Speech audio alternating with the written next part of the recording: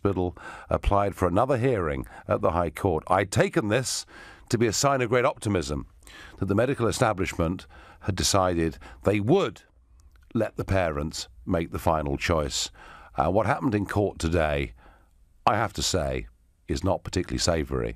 And we're going to have a very close family friend, somebody who was with the parents today, inside and outside the court, who'll be coming on this programme in about 20 minutes' time to explain to you exactly what happened to Charlie Gard's parents today. I have to say, it is not a very pretty tale, but you'll hear it first here exclusively on LBC. Now, I don't know whether you picked up the newspapers this morning, or perhaps if you're in London this afternoon, or looked at any of our rolling news channels, but it is now wall-to-wall Project Fear. I thought we dealt with Project Fear. You know, all that negativity, our house prices were going to collapse. It was all going to be a catastrophe. But over the last week, it's been rebuilding. Vince Cable's been telling us that the strawberry shortage could be a disaster because there won't be enough foreign workers to pick them, and there could be no strawberries and cream at Wimbledon. And on it goes. The former Sainsbury's boss today out there saying that prices will get worse, the quality of our food will get worse, choice will get worse. But to top the lot, I mean, talk about top of the pops, George Osborne, who of course is now the editor of the Evening Standard, and today's front page in the Evening Standard, cancer patients in Brexit scare. That's right. Brexit could damage your ability to get the right drugs to treat cancers. I can scarcely believe it all, but I'm asking you, as you're subjected, if you follow news on the radio, on the television and the newspapers, with Project Fear back, are you tired, sick to death of all this negativity, or is it having an influence and perhaps changing your mind? And to get involved, call me on 0345 6060 973. Text me at 84850. You can tweet me on @LBC, not forgetting the hashtag Farage and LBC. And of course, you can watch us live by going to LBC's Facebook page now. So I thought we'd done with it. I really thought we'd done with it. And the guys that really pushed this more than anybody else were Osborne and Cameron. Right through that referendum campaign, it was endless negativity, that if we voted to leave, civilization would basically cease. But they're back, and I guess one of the big problems is this. Firstly, that UKIP does not have the potent voice since the referendum that it had. And secondly, you've got all the old business organisations like the CBI who are coming out on an almost daily basis saying the referendum was a mistake, we must stay part of a single market, we must stay part of a customs union, and there isn't at the moment an organised voice of business giving the other point of view. So it's drip, drip, drip. Are you cheesed off with it? Are you ignoring it? Does it make no difference? Or is it beginning to make you think that perhaps we've made a mistake? Malcolm from Bodmin in Cornwall. Are you listening to all this negativity, Malcolm? Nigel, the last I get to speak to you, I've been trying to speak to you since you've been on LBC. Malcolm, we have not been we've not been prejudicial against you. A lot of people are calling. You're through. Yeah. You're on LBC. The floor is yours. Nigel, my point is, right, and it's not a personal attack on you, but it is a voice for ordinary folk. You're a man who's worked hard all your life. You went through the metal market. You've made some money, right? The point I'm making, Nigel, is Brexit won't impact upon you personally, but it is so going to impact on so many people in Britain. You've got to take on board that side as well, Nigel. Yes, I don't want free movement of people, but Britain should be working with Europe to say, look, we don't want this, but we don't want to screw our people over either. Malcolm, fine. I'm listening to you, and I really am. But you can't have it both ways. The European treaties are absolutely clear that free movement is one of the 4 basic founding principles of the European project. And of course, Malcolm, the truth is, before we let in 10 former communist countries, free movement was almost a non-issue. But there is no way, Malcolm, they're going to change their minds on this. Nigel, the one thing I think you are fearful of, and I think you know it, is that Europe is about to change. And immigration, free movement, it is, even Europe see there are major issues. I was close to voting leave. I couldn't bring myself to do it. But my issue was the free movement. But Nigel, I honestly believe that free movement is going to change big time soon everywhere. Well, Malcolm, let me just say this to you. That in many ways, I can understand why you're saying what you're saying. Because over the weekend, the Austrians have now started putting up huge barbed wire fences, and they've got border guards there with guns to stop people getting in from Italy. They're doing that because the Austrian public are fearful and say enough's enough. So I can see, Malcolm, why you think change may be coming. But here goes, right? I've been there, Malcolm, for better or worse, for 19 years, all right? And one of the things I've learned is that to change anything fundamental within the European Union, you need to have treaty change, right? But to have treaty change, you need to have unanimity of all, well, it was 28, but now of all 27 members. And Malcolm, believe me, I, with all my heart and soul, think this European Union, as it's currently structured, is unreformable, and that logically, if like you, we're concerned about free movement, logically, I think leaving is the only option. Nigel, the current structure, trust me, it will change. And the people at the top, How? Well, it'll change because Juncker he can see the writing on the wall. Juncker can see it. Yes, he's brave. Yes, he talks a good game. But even he can see, Nigel, that you're on the right track. Everybody knows that you're on the right track, but you're on the wrong track because you want to do all the right things, but the way you're doing it is, in my view, so wrong. Okay, hang in there. No, fine. So Malcolm, you are, and in some ways, we're sort of going back over the referendum argument, but you're arguing for reform. I'm arguing it's unreformable. Look, I know Juncker, Malcolm. Actually, do you know what? On a personal level, he's rather fun. I quite like him. He's a real old operator and a player. But I tell you something, his absolute commitment to all of these things isn't going to change. Malcolm, I thank you for your call. Malcolm believes it can all be improved, which is fine, but I think I'm realistic in my view. Elliot in Tunbridge Wells, is Project Fear back? Personally, I don't think so, Nigel. So when you see the Evening Standard, Elliot, the Evening Standard, Elliot, cancer patients in Brexit scare, if that's not Project Fear, what on earth is it? Well, it depends on whether or not you think what they're actually talking about is a real thing.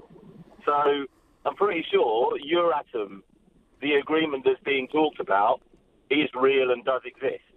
Euratom, Elliot, certainly exists, but you know something? Britain was a nuclear power before the European project had even been invented. Right. But can you tell me what Euratom actually pertains to? I'm pretty sure, if I'm correct in what I read, it pertains to the transport of radioactive materials across Europe. It does. And you know something, Elliot? So why can't we do that as a sovereign state and a good neighbour? So wait a second. We are signed up to an agreement which allows for the transportation of radioactive material across Europe, right? And radioactive materials are used in radiotherapy for cancer treatment. And because we are leaving the EU, we are going to have to come up with a new agreement to cover that, along with 750 other things. So this is not Project Fear, is it, Nigel? This is the reality of the decision we've made. Well, it's project practical, Elliot, isn't it? We've got things to renegotiate. We've got things to tidy up. We've got things to sort out. We've got things... It's project reality then, right? Yeah, and actually... Yeah, no... Project reality is we have to sort things out. Project fear is to tell us cancer drugs might not come to our country. I mean, isn't that the most over-the-top rubbish you've ever seen in your life? No, the most over-the-top rubbish I've ever seen in my life is you standing in front of a poster with a bunch of Syrian immigrants saying that a swarm of people were going to come That's here. right, that's right. Yeah, well, Elliot, I'm really pleased you mentioned that, old son. 85% male, under 30, hardly any of them from Syria, all economic migrants, all trying to come desperately into the European Union after the idiocy of Juncker and Merkel, and now even the United Nations says a minimum of 75% of them would never qualify as refugees. What's wrong with that? But they're not EU migrants, are they, Nigel? They're not EU migrants, are they? Yes, they're coming. Yes, they're coming into the European Union. And under the poster, Elliot, it said the EU has failed us all. And let me tell you something, Elliot, and we can disagree as strongly as you like.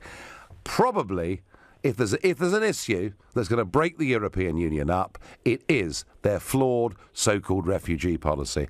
Elliot, I'm sorry, I've got to let you go. I was having fun with that one. You better call again sometime soon. Right now, you're listening to the Nigel Farage Show, exclusively on LBC. It's 7:15. I've never liked George Osborne.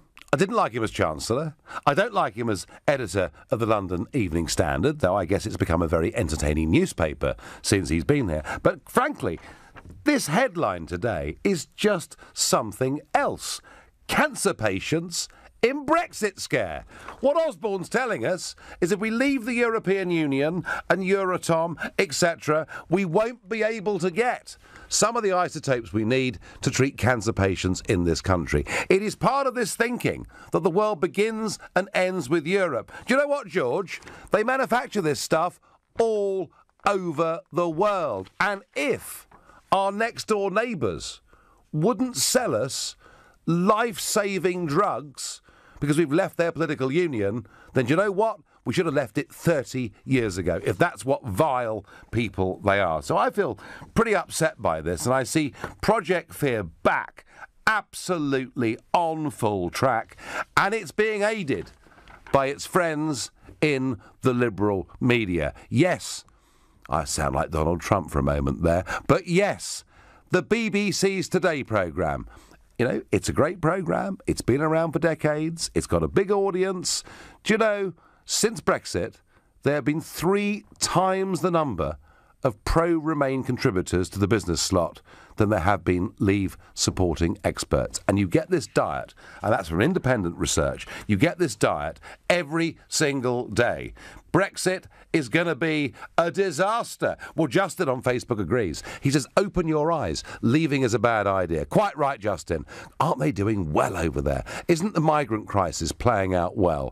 Krishna says the EU cannot be negotiated because they are very unreasonable. Anya thinks Brexit will end in tears. Theo says Project Fear and the negativity since the Brexit referendum was and is to be expected. But is anyone changing their minds, I wonder? Caroline, I voted Leave. And after seeing Juncker and his cronies play their evil games with us, giving us a bill for 56 billion or else, I'm so pleased I voted Leave and would do so 100 times over, so she's not changing her mind. Justin says nothing has changed. It's just the media brainwashing people.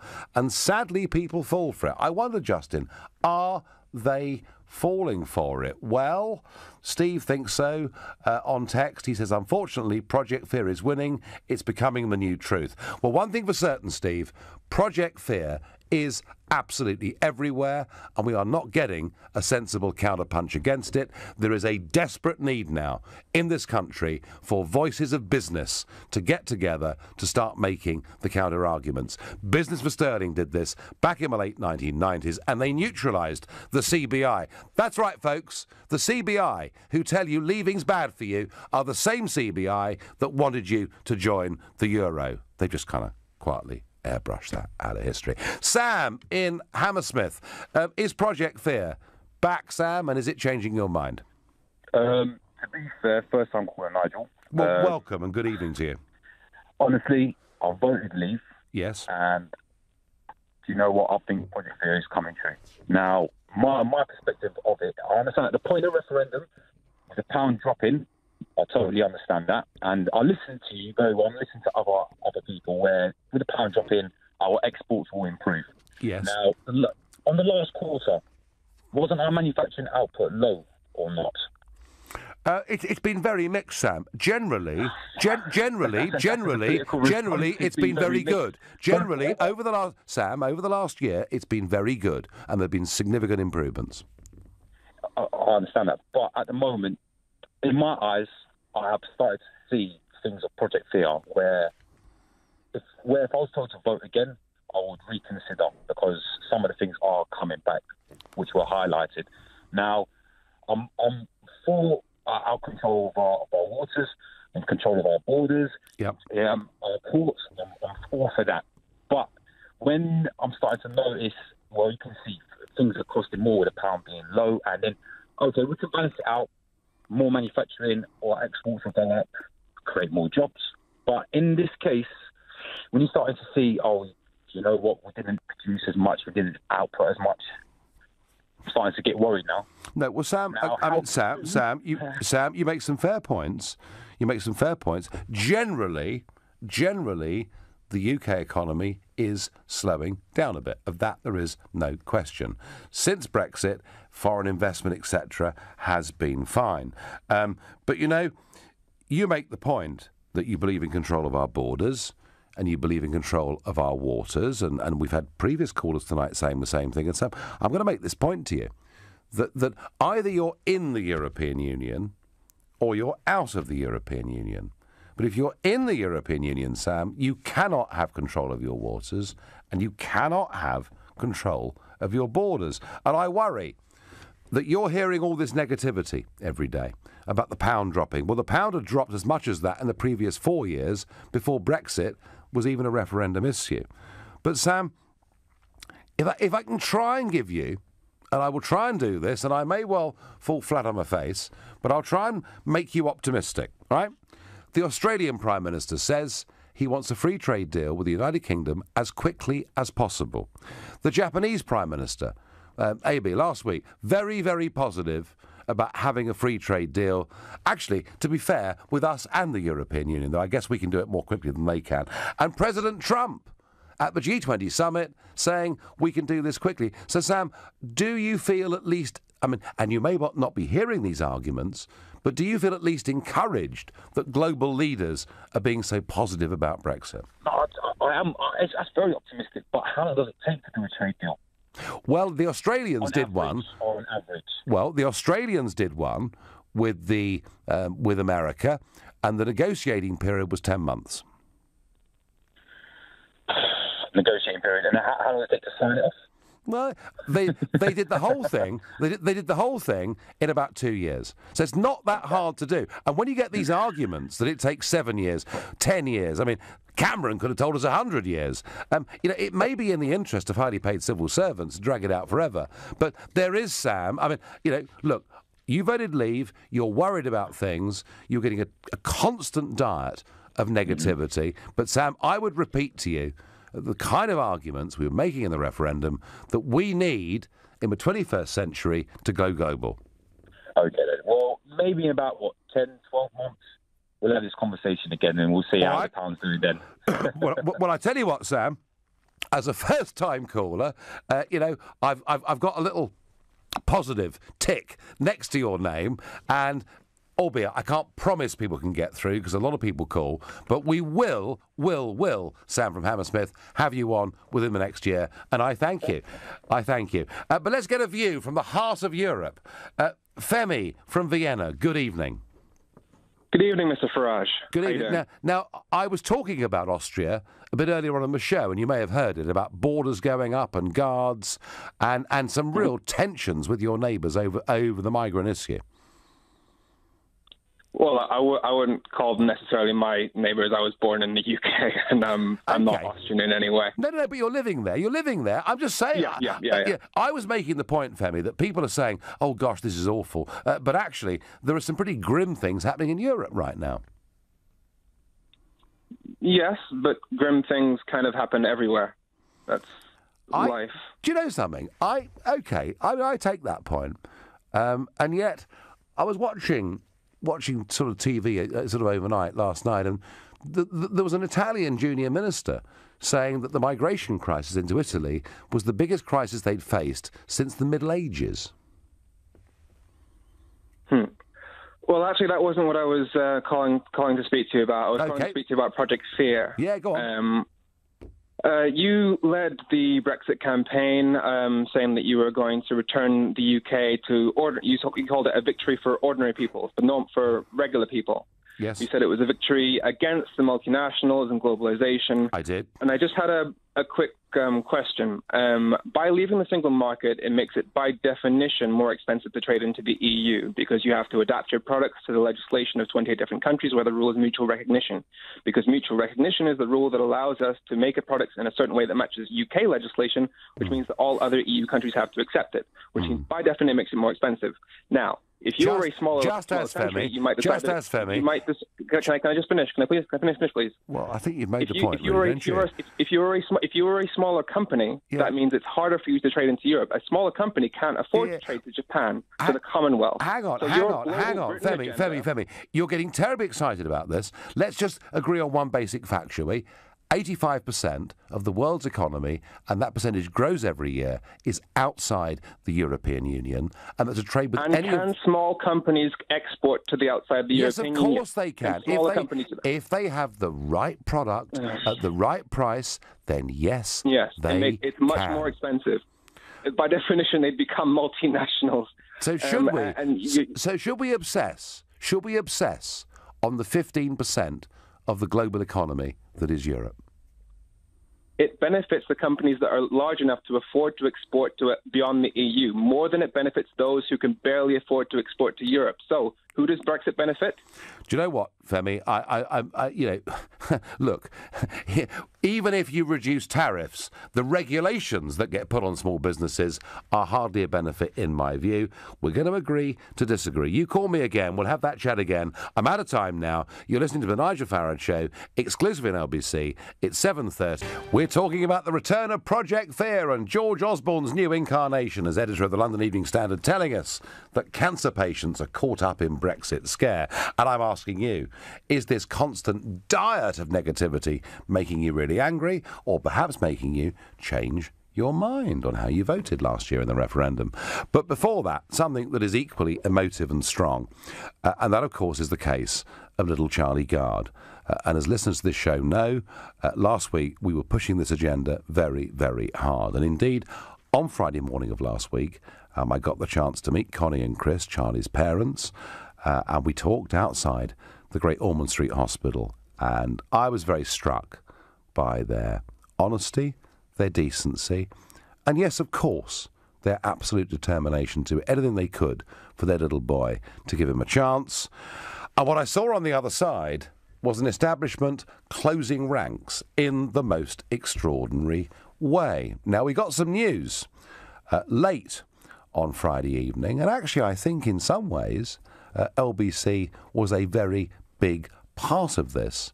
We heard that Great Ormond Street had reapplied to the court to have the case looked at again in light of medical evidence. And I took this to be incredibly good news. Now, with me this evening is Alistair Seaton-Marsden, who is a family friend and who has been with Chris and Connie today, and in fact was their spokesman outside the court. So, Alistair, good evening and welcome to LBC. Good evening, Nigel. You were there in the court today. I thought that the hospital had applied to the court because they wanted to give the parents the opportunity to try this medical treatment that's available in America. Was that the case? Well, I was hoping that was certainly the case, but something extraordinary happened in the court today, which was they'd put in this application ex parte without even informing the parents, and they'd done it prior to even having a meeting with the parents. And then, in the court, they asked the Justice Francis, to dismiss the application. Quite extraordinary. So let's just get this straight. The hospital applied for another court hearing, and in a sense, they set it up to knock it down. That is my understanding. I have been watching some of the video of you speaking outside the court, and I noticed, and I know that Connie and Chris have been through a hell of a time anyway. They've been literally through the ringer. Hell of a time. Through the ringer they are. You know, and I was very pleased to meet them on Friday morning with you, and I thought they were great people. But I thought their faces today outside the court, I thought they looked rather angry. I think today's been a very, very tough day for Mum and Dad, for Connie and Christopher. They've literally been put through the ringer. They are up. You know, Connie, yesterday, there was a small rally. Some people flew over actually from the States and very kindly organised a rally literally out of the blue. They were absolute troopers. We handed in a petition with more than 360,000 signatures to Great Ormond Street Hospital. Chris and Connie did not even want to speak to the media, but we sort of family friends managed to persuade them to speak to the media. They did 15 back-to-back television interviews. Connie was then up nursing baby Charlie, or looking after him, until 3 in the morning, when Chris then comes in and takes over. They share the night shift between them. And then poor Connie was up. She did not want to talk to the media, but a few of us persuaded her to speak to the media, and she was up at 7 o'clock into radio cars, literally in a nightie. Very tough. Again, talking to the media, and then into court. So we're back in court on Thursday morning. Yes. Due in at 10:30. Correct. Are you still optimistic that the court may give Charlie one last chance at this different medical treatment? Their legal team asked for a change of judge, which has been refused, because Justice Francis was the original judge in the High Court. Yep. And that's been the only real hearing. I think it's much misunderstood amongst the public and the media. All the other hearings, the Court of Appeal, the Supreme Court, the European Court of Human Rights, has all been simply ruling that they wouldn't reopen the case. Now, the parents and their legal team wanted additional time to come up with new evidence, but they haven't been granted it. They had asked until the 22nd, 23rd of July to produce the evidence, of which they've got already. They've got 7 doctors and scientists saying that there is a real possibility. They seem to be putting it at around 10% of this working, which is higher than Mum and Dad originally believed. Yes, I mean it's. But you know what, Alistair? Whether it's 5% or 10% or 15%, my feeling on this is that provided the lad isn't suffering, this comes down to actually what kind of country we live in. I absolutely agree, and I was just say there is no signs that baby Charlie is suffering, okay? Yeah. And indeed, if the hospital had believed, if Ormond Street had believed he was in pain, then why wasn't he on painkillers? They've only put him on painkillers, is my clear understanding, in the last 2 weeks, and I question the reason why they've suddenly decided to do that. There's a lot of misinformation that there's no response and he's brain dead. That is clearly not true. There may or may not be brain damage, but there is brain activity going on. We know that from the scans, okay? Well, can I just say, that you have stood by this couple, and I was lucky enough through you to meet them on Friday, and we did that interview with Nick Ferrari, and we have made things. I thought we'd made things move on. I think you've been very brave in terms of how you're dealing with this tonight. I feel desperately sorry for those parents, and I thank you very much for coming in. I want you to keep us in touch, please, on this show over the course of the next few days. And I'll just add my comment, folks, that I think what's happened today, frankly, is disgusting.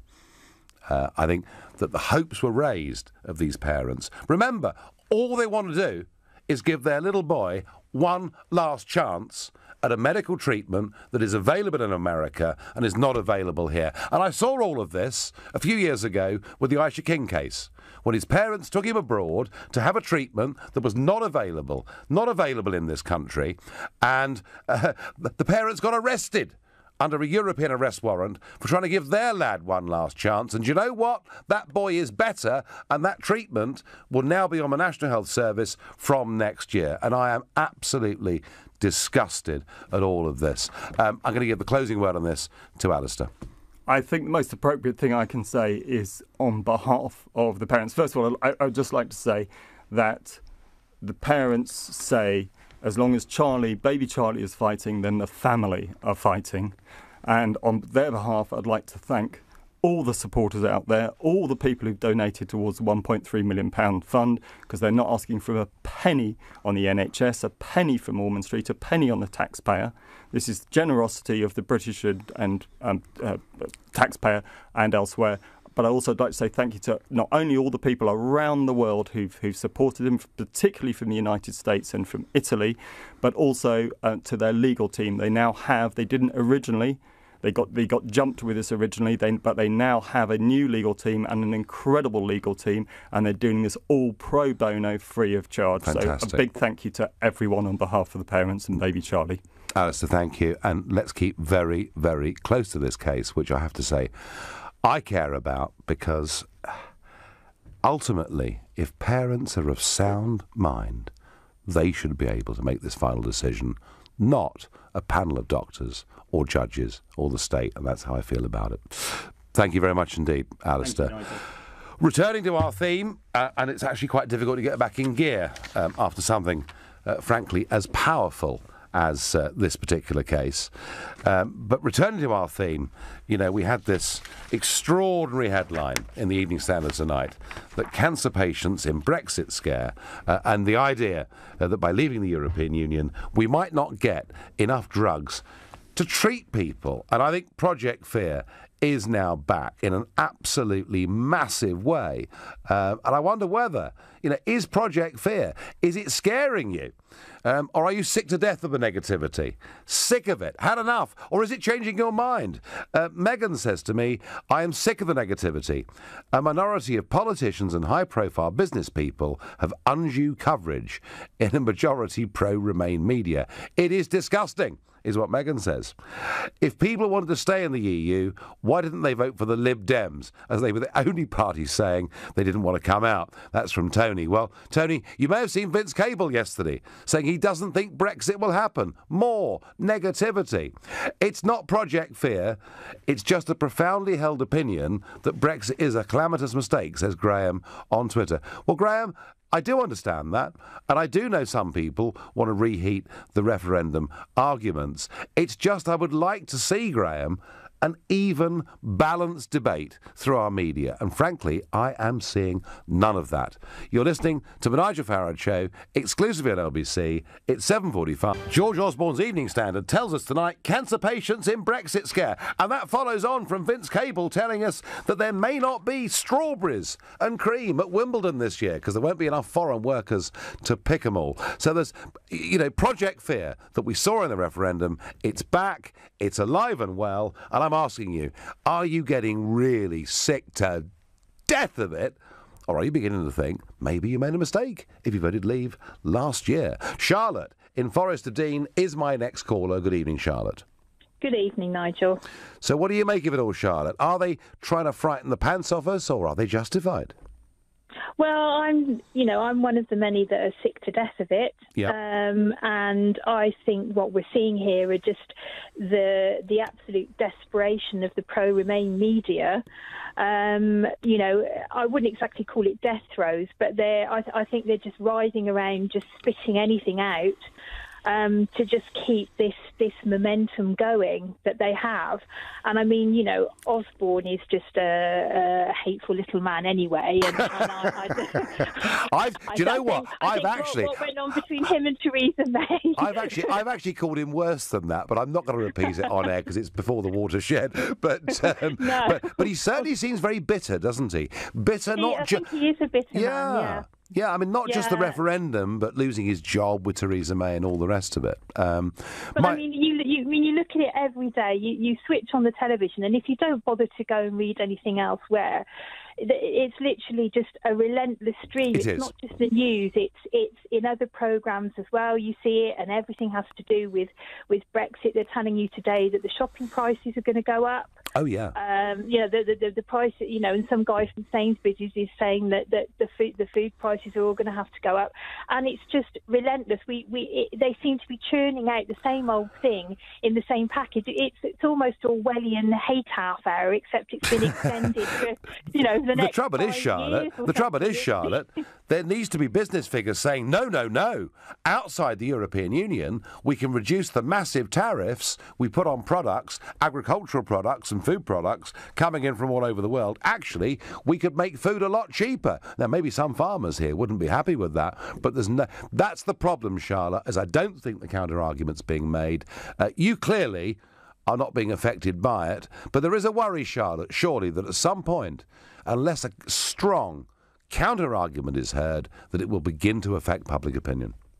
Well, I think it will, but the problem is that you literally have to rely on other outlets to have people who are giving that message, and many people don't look outside the box, if you get my drift. Do they? They don't look outside the box and go elsewhere and see that there are people who are genuinely pro-Brexit and they're giving you good news and everything else. But then they're trusting media organisations, Charlotte, aren't they? Yeah, but the media organisations are just like some conglomerated Lord Haw-Haw giving it you. Strong stuff from the Forest of Dean here. It is. I mean, it is exactly like that. And the problem is that many people will come home, they'll switch on BBC, ITV, whatever it is that they're watching, and they'll just take it as read that this is gospel, whereas many other people like myself and probably loads of other of the listeners on here will go away and they will sort of read things or look at things a bit differently, because we're taking a wider view and we're looking at people who are very pro-Brexit and are giving out a very strong message, and we can see that the doom and gloom that they're uttering isn't actually happening, and in fact we're doing rather well. But we have been. I mean, it's slowed a little bit, Charlotte. But and by the way, with comments about Lord Haw-Haw, I challenge you to ring other LBC presenters and say that. It would be very lively in the mornings if you did. Charlotte, fabulous call from the Forest of Dean. Thank you. Steve says, you guys are lost for words. You don't have anything to say that's constructive. Well, I don't know who that's aimed at, but there we are. Tony says, voted Leave and not changed my mind. Wayne says, Remainers. All they think about is money, money, money. I think you're right, Wayne.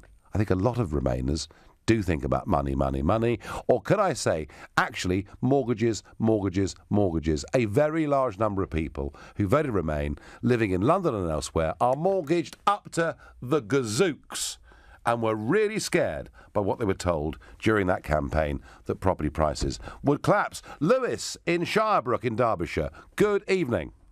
Good evening, you all right? Well, I'm all right, but I have to say, Lewis, I am getting a bit hacked off that wherever I go, I hear this constant diet of negativity. It's not making me change my mind, Lewis, far from it, but I'm getting a bit hacked off with it. How do you feel? Well, it's difficult because, I mean, I'm from possibly a different political spectrum to yourself. You're quite to the right of politics. I'm probably quite to the left of politics. So we do differ there. However, I did vote to leave the European Union because I recognise that, for instance, in my own community, Shirebrook, there's been quite a change in the demographic of the population. And I've noticed, it doesn't necessarily affect me, but I've noticed that it affects other people, and that's a bad thing. However, why does there have to be this constant standoff between I'm out, I'm in? Why can't there just be a constructive dialogue about, right, okay, this has happened, and now let's just sort it out? Why does there have to be this constant aggressive stance from both the EU with Juncker and Tusk and Disselblum and all the rest of them, but also in this country with May and sometimes yourself? This constant, parrying, literally parrying almost as though we stood on, opposite sides of the street. And I guess, Lewis, the answer to that is because it is the most important political decision that we will ever take in our lifetime. And because of that, emotions are raised on both sides. And I guess, to a certain degree, Lewis, that's unavoidable, isn't it? It is, but we all know that when emotions are raised, we don't make particularly rational decisions. I mean, a lot of people don't make particularly rational decisions at the best of times. Certainly not when they've got the heckles up. No, I know. But actually, one thing that is important is you make the point about the left and the right. And actually, this issue is not a left or right issue, is it? The issue of whether we're a self-governing democratic nation or part of a bigger European bloc, and I've tried to be as impartial there as I can be. It's not about left or right. It's about what you believe to be right or wrong. That's true.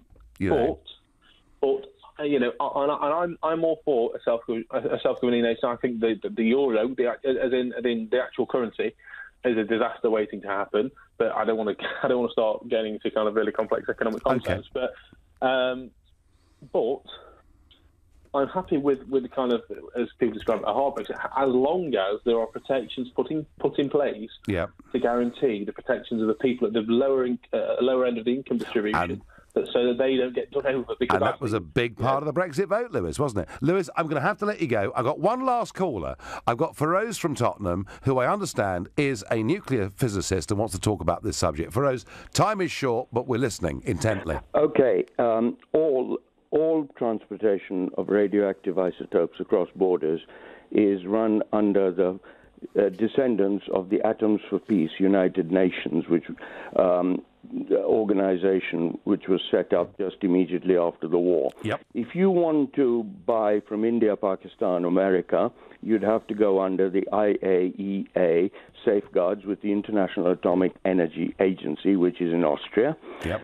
And if you want to get it from France, which is by far the biggest producer of the relevant isotopes that we need. By the way, it's not a medication, but let me finish the national point. Time is short for us, but keep going.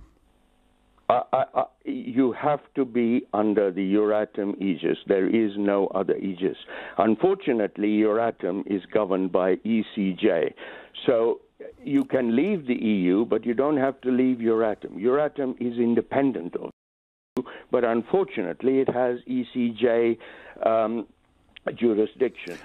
We always. But I mean, Feroz, we were a nuclear power. We were a nuclear power before Euratom was even discovered. I'm afraid we don't have any of those isotopes at the moment. We don't have a big enough nuclear power program to be able to. Okay, but other parts of the world do, don't they? Yeah, you can get it from India, Pakistan, Australia. Where else are you going to get it from? Thank you. Thank you, Feroz. I'm sorry, we're out of time. That's a shame, because you don't often get a nuclear physicist on talking about it. Look, clearly we've talked about the Charlie Gard case tonight at some length. I am disgusted at what's happened in the High Court today. I really feel for those people. All they want to do is give the little boy one last chance, and it feels like the whole establishment is against them. And as for the Osborne cancer patients in Brexit scare headline, there are no lower depths to which these people can sink, and frankly, I don't think it's going to work. But there is the urgent need for Brexit businesses to get together and lobby and campaign for a positive global future for this country. We need it. You've been listening to the Nigel Farage Show here on LBC. I'm back tomorrow from 7. Coming up tonight at 10, it's Ian Collins.